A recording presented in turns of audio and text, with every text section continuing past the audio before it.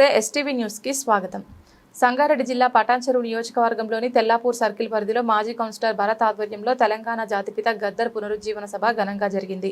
ఈ కార్యక్రమానికి గద్దర్ కుమార్తె తెలంగాణ రాష్ట్ర సాంస్కృతిక సారథి చైర్మన్ వెన్నెల, ఎమ్మెల్సీ దయాకర్, కంచె ఐలయ్య, ఆర్బీ రాజు, సీనియర్ జర్నలిస్ట్ భాషం యాదగిరి, తెలంగాణ ఉద్యమ గాయని విమలక్క, తెలంగాణ ఉద్యమకారుడు పృథ్వీరాజ్, జీలకర్ర శ్రీనివాస్, కృష్ణ ప్రభృతులు హాజరై తెలంగాణ స్వరాష్ట్ర సాధన కోసం గద్దర్ చేసిన త్యాగాలను గుర్తు చేశారు. తెలంగాణ జాతిపితగా చెప్పుకోవడం కేవలం గద్దర్కు మాత్రమే అర్హత ఉందని, ఉద్యమం పేరుతో వంచన చేసిన మోసగాళ్లకు లేదన్నారు. గద్దర్ తన పాటతో ఆటతో విప్లవ భావజాలమే కాకుండా స్వరాష్ట్ర సాధన కోసం పోరుబాట పట్టి ఢిల్లీ పెద్దలను ఒప్పించిన చరిత్ర ఉందన్నారు. తెలంగాణ రాష్ట్ర ప్రభుత్వం గద్దర్ను తెలంగాణ జాతిపితగా గుర్తించి గౌరవించాలని డిమాండ్ చేశారు.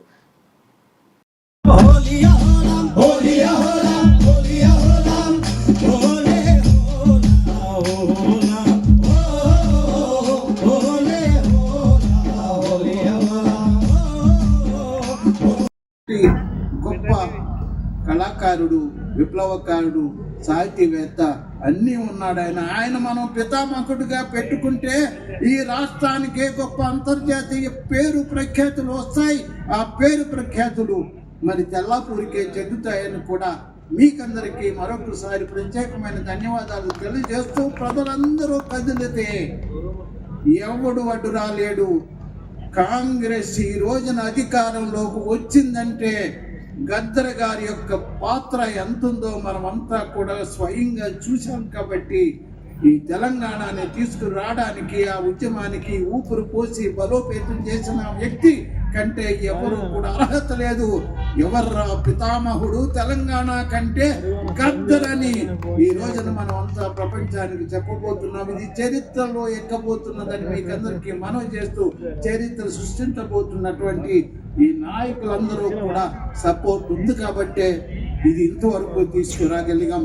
పేరు వ్యక్తులు పేర్లు చెప్తే టైం అవుతుంది. ప్రతి ఒక్కరికి వేదిక మీద ఉన్నటువంటి గొప్ప నాయకులు, మేధావులు ఇక్కడ ఉన్నారు. కాబట్టి వాళ్ళందరికీ కూడా నేను హృదయపూర్వకమైన ధన్యవాదాలు తెలియజేస్తూ, గద్దర్ జాతిపిత, జాతిపిత గద్దర్, గద్దర్, గద్దర్ అయిపోయాడు జాతిపిత.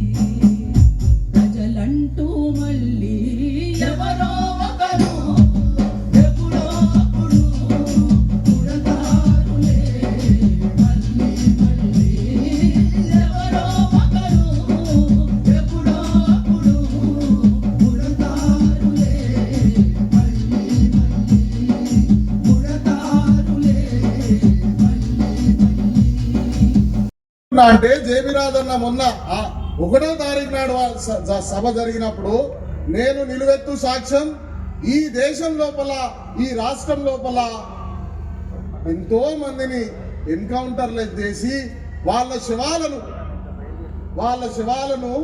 తల్లిదండ్రులకు ఇవ్వకపోవడం వల్ల, తల్లిదండ్రులకు బిడ్డ ఏ తప్పు చేసి చచ్చిపోయినా సంబంధం లేదు, వాడు నా బిడ్డ, నేను వాడిని కప్పుకొని కూర్చుకొని బొందబెట్టుకునేటువంటి అవకాశం భారత రాజ్యాంగం నాకు ఇచ్చింది. కాబట్టి నువ్వు తూటాతోని కాల్చి చంపినా, నా బిడ్డను ఉరేసి చంపినా ఆ శవాన్ని నాకు అప్పచెప్పు అని గొంతెత్తి అడిగినటువంటి గద్దరట చంద్రబాబు పరిపాలిస్తున్నటువంటి ప్రాంతం టైం లోపల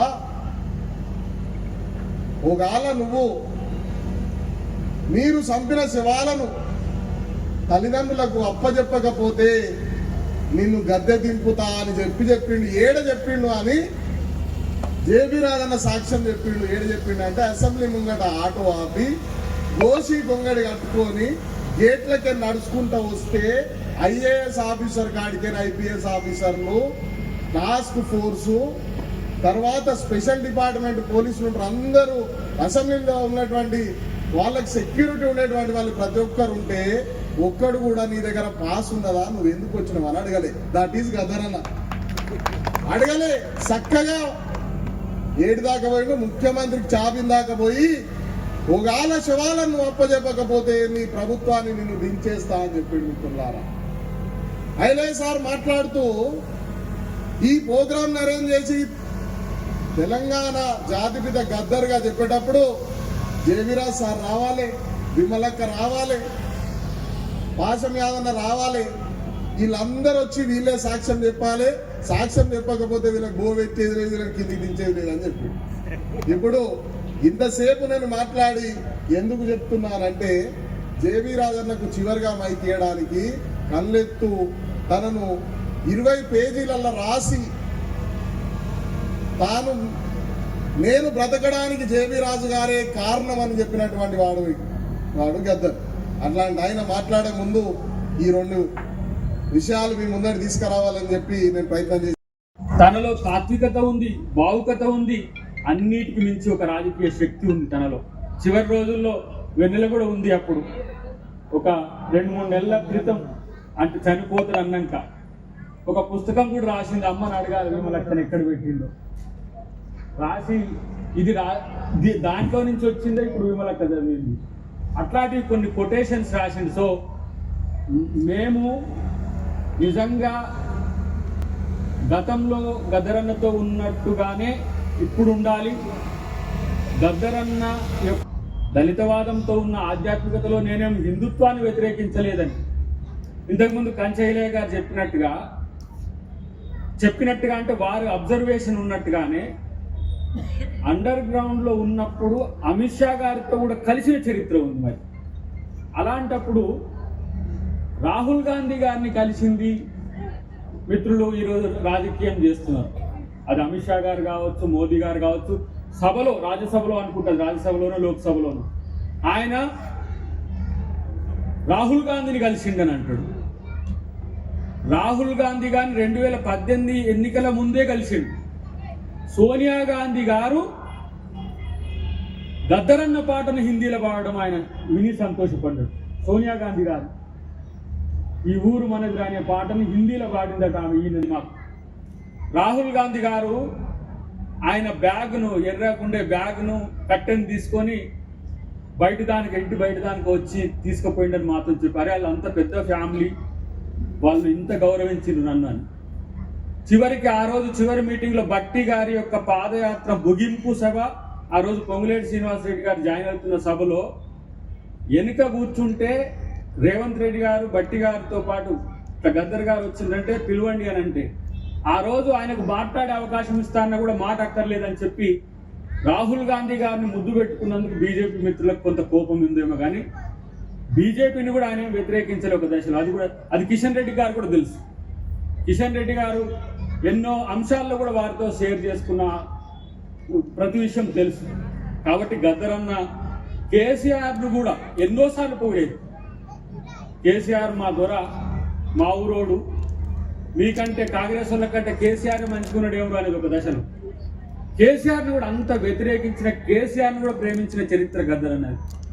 అంత భేషజాలు లేవు, ఆయనకు ద్వేషం లేదు, ప్రేమమూర్తిగా ఉండే గద్దరన్నకు మనం తెలంగాణ జాతిపితగా అంగీకరించడం అంటే మనల్ని మనం గౌరవించుకోవడం అని చెప్పి సభాముఖంగా తెలియజేస్తున్నాం.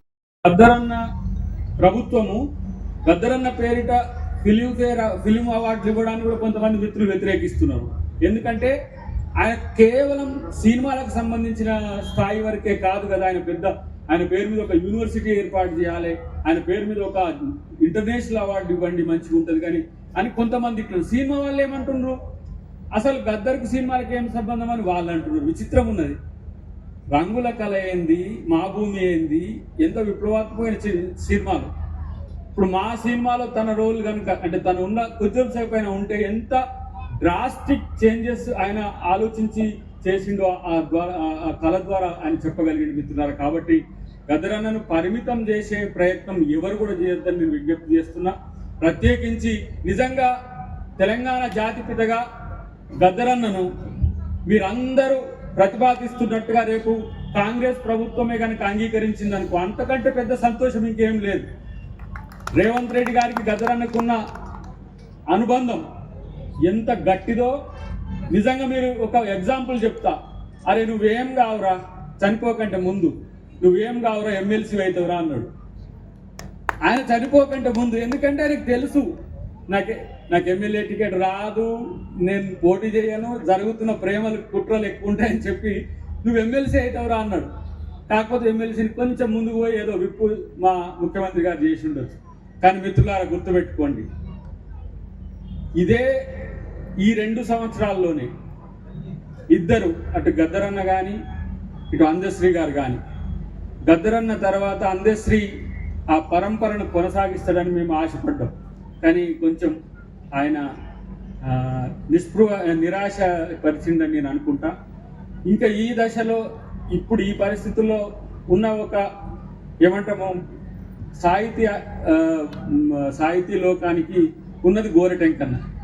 సరే, ఆయన బీఆర్ఎస్లో ఉండని, ఏ పార్టీలో ఉండని, వీళ్ళు ఈ తెలుగు జాతి మీద, తెలంగాణ జాతి మీద తమ ముద్ర వేయడమే కాకుండా ప్రపంచ స్థాయి సాహిత్యాన్ని ప్రజలకు అందించిన ఇలాంటి ఒక మంచి వ్యక్తులు, మనం వాళ్ళని గౌరవించుకోవడం మంచిది. ఇంతకుముందు పర్సనూరి గారు మాట్లాడుతూ 2-3 అంశాలు ప్రస్తావన తెచ్చింది.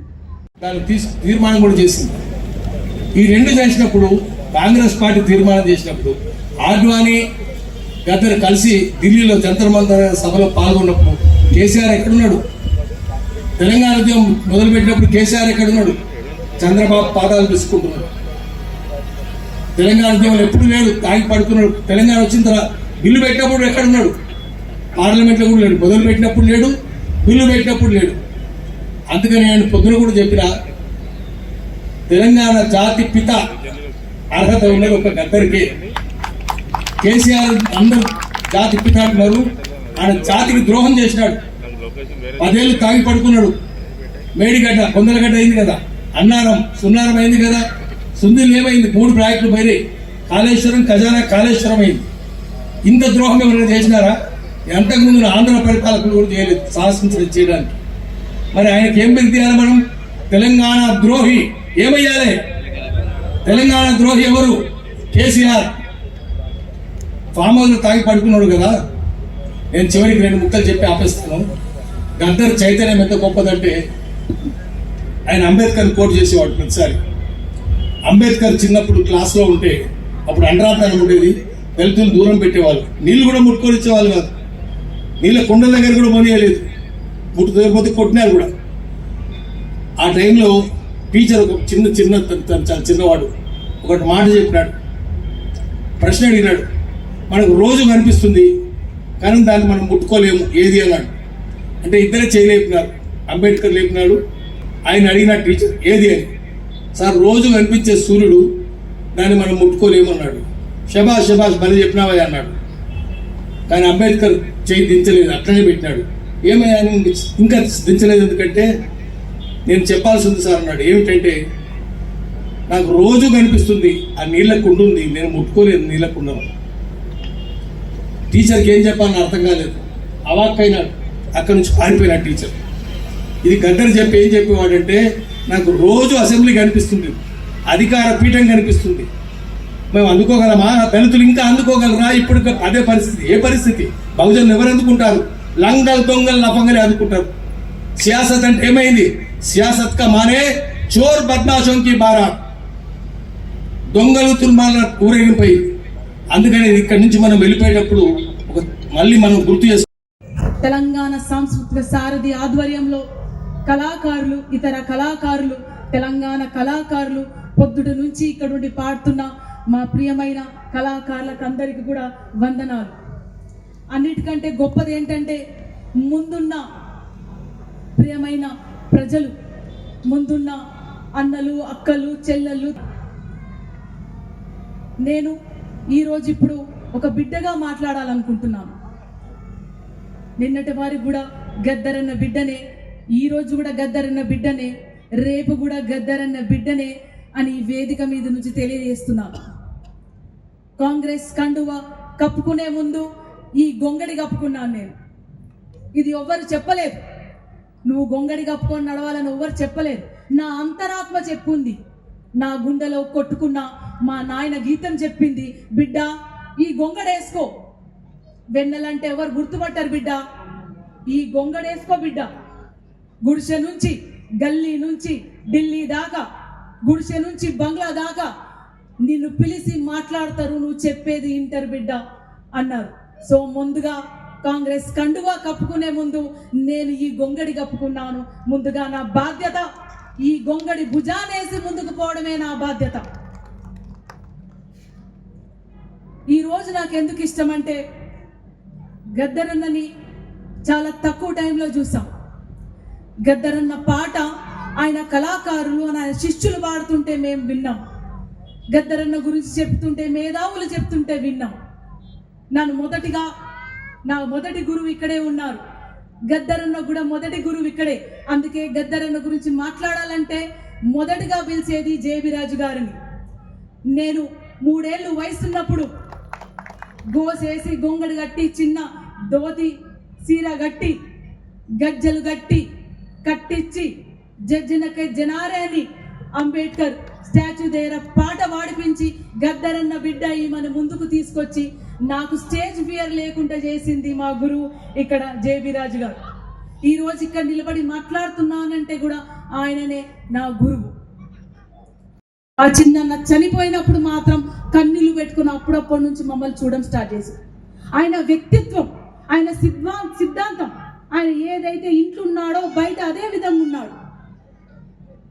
ఆయన జీవిత విధానమే మమ్మల్ని ఈ విధంగా మార్చి త్యాగానికి రెడీ అవ్వడానికి చేసింది. అంత గొప్ప మహానుభావుడు. ఎందుకంటే బయట స్టేజ్ మీద ఒకలా ఉంటారు, పాట త్యాగాల గురించి మాట్లాడతారు, ఉద్యమాల గురించి మాట్లాడతారు, సాక్రిఫైస్ అంటారు, పేద ప్రజల కోసం అంటారు, ఇంటికి పోయినాక ఒకళ్ళు ఉంటారు. అట్లాగా గద్దరన్న ఇంట్లో ఏదుండో బయట కూడా అదే. గద్దరన్న చివరి రక్తం బొట్టు వరకు కూడా ఆయన నిస్వార్థి. ఆయన స్వార్థం ఏదన్నా ఉందంటే ఆయన ఓన్లీ తెలంగాణ కాదు, సమాజమంతా ప్రపంచమంతా స్వర్గాన్ని దించాలనే గొప్ప వ్యక్తిత్వం. ఆయనలో నచ్చేది నాకు ఆ మాట చాలా అద్భుతం అనిపిస్తుంది. ఆయన తూటాలనే కాదు, ద్రోహాన్ని ఎదుర్కొన్నాడు, వెన్ను పోటులను ఎదుర్కొండ్రు, అణిచివేతను ఎదుర్కొన్నాడు. అలా అన్నప్పుడు మేము అడిగేవాళ్ళం, మా అన్న ఊరికి అడిగేవాళ్ళను, ఎందుకు నాలా వాళ్ళకి హెల్ప్ చేస్తావు, వాళ్ళు లంగలు దొంగలు అంటే.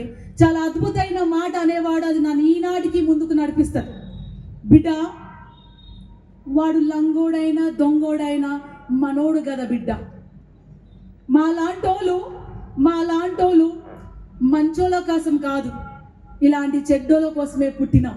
చెడ్డోళ్ళని మంచోళ్ళగా తయారు చేయడానికి పుట్టినాం. మా లాంటోళ్ళు ఈ సమాజాన్ని మార్చడానికి పుట్టినాం. మా లాంటోళ్ళు స్వర్గం ఎక్కడో లేదు, ఈ భూమి మీద దించడానికి పుట్టినం బిడ్డ. మాకు ఓపిక లేకపోతే ఎవరికి ఉంటుంది అన్నది. సో ఈ ఓపిక ఇప్పటి నాయకులకు ఉందా? ఆ విజన్ ఇప్పటి నాయకులకు ఉందా? చివరి కాలంలో 2022లో ఆయన ప్రశ్నించాడు, నువ్వు రాజకీయాలకు వస్తావా అని. చాలా మంది అంటారు రాజకీయాలకు ఎందుకు వచ్చావని. ఆయన అడిగిన ప్రశ్న, నేనన్నా నాకు అప్పుడు ఆలోచన లేదన్నా, నాకు చదువు మీద ఉంది అని చెప్పాను. ఆ లెటర్ ఈనాటికి కూడా ఉంది. ఎందుకు? ఆయన ఒక విజన్తో పనిచేస్తాడు.